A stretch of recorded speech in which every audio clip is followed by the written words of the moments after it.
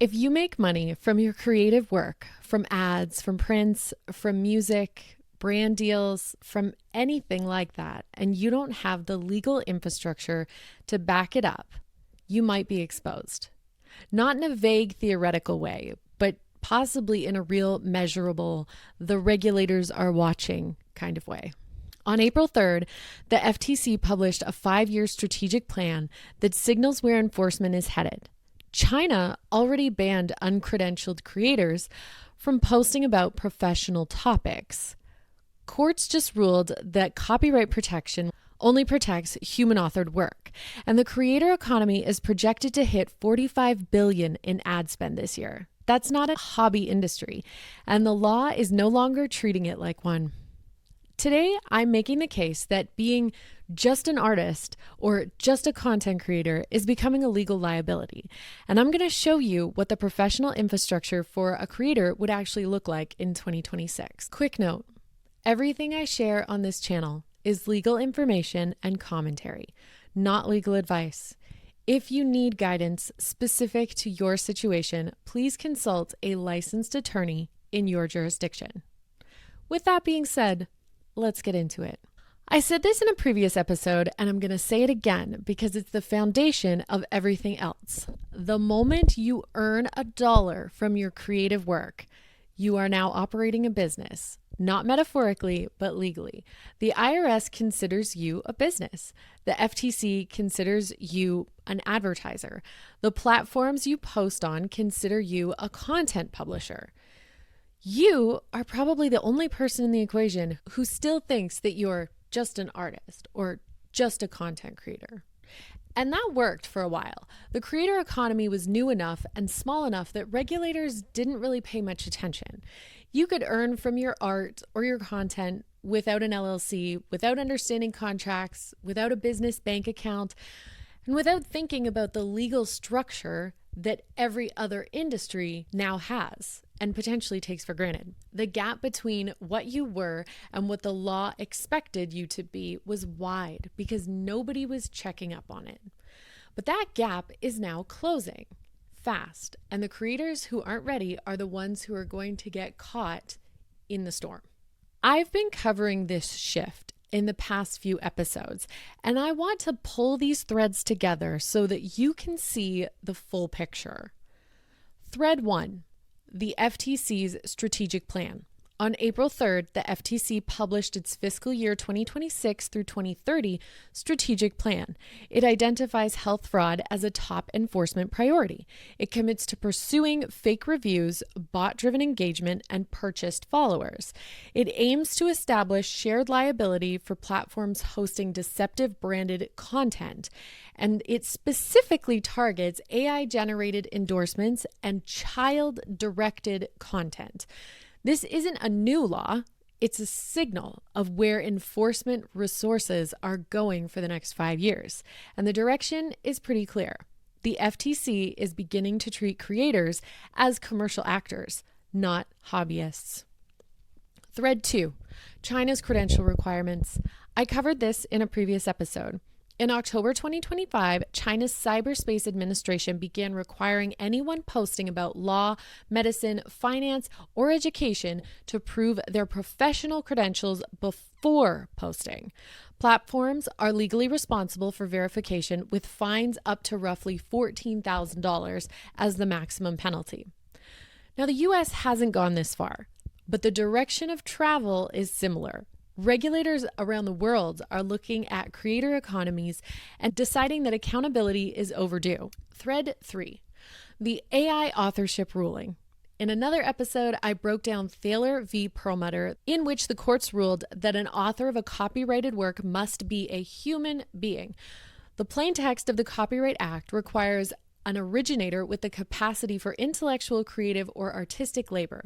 That's a win for human creators, but it also means that if you're producing content with AI, you need to understand what's protectable and what isn't, and you need to document your human contribution to the work. That requires systems, infrastructure, not just vibes. These 3 elements are not coincidental. They're the beginning of a regulatory framework for the creator economy. And operating without professional infrastructure in this environment is going to become increasingly risky. I want to focus on one concept from the FTC's framework that most creators have never heard of but need to understand. And that is the phrase substantiation. In FTC enforcement, substantiation means being able to back up the claims that you endorse. If you endorse a product and you say it works, you need a reasonable basis for that claim. If you present yourself as having expertise in a field and use that perceived expertise to sell something, the FTC can then ask, what was your basis? Can you prove that what you said is true? This has always been a rule for traditional advertisers. If a company runs a TV ad claiming their toothpaste whitens teeth by 50%, they need data to support that. What's changing is that the FTC is increasingly applying this same standard to creators. They're considering them advertisers. Their endorsements are advertisements, and the claims that are made in those endorsements need to be substantiated. Now, I want to be precise about this. The FTC isn't currently requiring creators to hold specific credentials or licenses to post content. That is China's model, not the US's model. What the FTC is doing is making it legally expensive to be wrong. If you make claims you can't back up about products, about health, about financial outcomes, and those claims turn out to be deceptive, enforcement is coming. The strategic plan of the FTC makes that part clear. The difference between China and the US is timing. China says prove your credentials before you post. The FTC says post whatever you want, but if it turns out to be deceptive, you'll be answering for it after the fact. Both systems create risk, but the US system lets you discover those consequences later and usually at a higher cost. So what does professional infrastructure actually look like for a creator in 2026? Based on the current regulatory environment, there are 3 areas that matter more now than ever before. Area 1, entity structure. I covered this in a previous episode as well. When you're operating your creative business as a sole proprietor, meaning you haven't formed a separate legal entity, there's no legal separation between you and your business or you and your content. If your business faces a lawsuit, a debt, or a regulatory action, your personal assets become exposed. An LLC or a similar entity creates that separation. It's the foundational piece of infrastructure that distinguishes a professional operation from a hobby in the eyes of the law. This isn't new information, but in an environment where the FTC is actively signaling increased enforcement against creators, the stakes of operating without infrastructure are much higher than they used to be. Area 2, a human authorship record. This one is new, and it connects directly to a previous episode that I just did. The courts have already ruled that the author of a copyrighted work must be a human being. The Copyright Office requires disclosure of AI involvement in copyright applications. If you're using AI tools in any part of your creative process, maintaining a record of your human creative contribution is now relevant to whether your work receives copyright protection. What does a human authorship record look like? It's documentation of your creative process. What elements did you conceive? What did you select, arrange, or modify? What creative decisions were yours versus what was generated by AI? This doesn't need to be complicated. It could be as simple as saving drafts, keeping notes on your workflow or your process, or archiving the stages of a project. The point is that if you ever need to register a copyright or defend your authorship, this documentation becomes your evidence. 6 months ago, nobody needed this. But now, in a legal environment where courts are actively defining what human authorship is, it could become a baseline element of creative infrastructure. Area 3, credential transparency. This one is about how you present yourself and your expertise. The FTC's substantiation framework doesn't currently require you to hold credentials to post about professional topics, but being transparent about your qualifications, what you know, how you know it, and what your limitations are is both a legal safeguard and a trust signal to your audience. On this channel, I'm transparent that I'm currently a law student, not a licensed attorney. I share legal information and commentary, not legal advice. Every video includes a disclaimer. That's not just a formality, it's a practice that clarifies my role, manages audience expectations, and reduces regulatory risk. Any creator operating in a professional niche, legal, financial, health, education, should be thinking about how they communicate their qualifications as well as their limitations. This is especially relevant given the global direction of regulation. China already requires credential verification. The FTC is increasing scrutiny on deceptive claims. Whether or not the US ever mandates credentials for creators, the creators who are transparent are going to be in a stronger position than those who aren't transparent. I want to take a step back and say something bigger about what's happening here. The creator economy is being forced to grow up.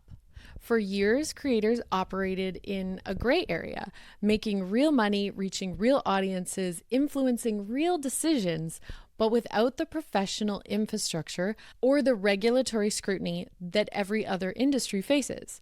That gray area is shrinking, and I think that's a good thing. Not because I love regulation, but because legitimacy matters. When creators operate professionally with proper business structures, transparent qualifications, documented creative processes, and honest disclosures, the entire industry is benefiting from that. Brands take influencers more seriously. Audiences trust influencers more. Regulators treat influencers as professionals rather than targets, and the bad actors who give all creators a bad name have fewer places to hide. The end of the fake it till you make it era is coming.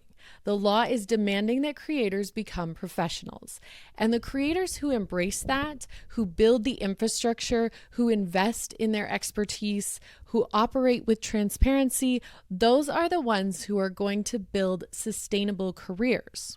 Everyone else is simply building on a foundation that's beginning to crack. I went to law school because the entertainment industry could benefit from more oversight. The same is true of the creator economy. When an industry gets big enough to affect public health, consumer spending, and economic markets, regulation follows. It always does. Every industry that reaches scale eventually faces the infrastructure requirements that come with legitimacy. The creator economy is at that point now, and the creators who understand the legal landscape aren't at a disadvantage. They're the ones who are going to lead the industry forward. That's what this channel is for. I'm not here to scare you. I'm here to make sure that when the rules tighten, you're already aware of them. Being just an artist used to be romantic, but in 2026, it's becoming a risk. The regulatory environment, the courts, and the platforms are all moving in the same direction. Creators are businesses, and businesses need professional infrastructure. If you're an artist, creator, musician, entertainer, or athlete who wants to build something that lasts, subscribe. I cover the legal side of the creator economy every week. Not to slow you down, but to make sure that nothing catches you off guard. I'm Stevie. This is Girl Code of Law.